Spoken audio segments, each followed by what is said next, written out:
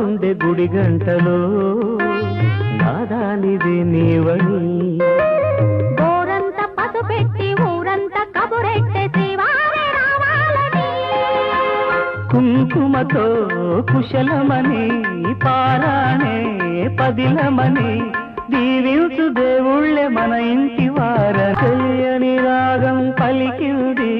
తీయని భావనలో మనసే జ్యోతిగా వెలిగింది మమతల కోవెలలో ఈ మమతల కోవెలలో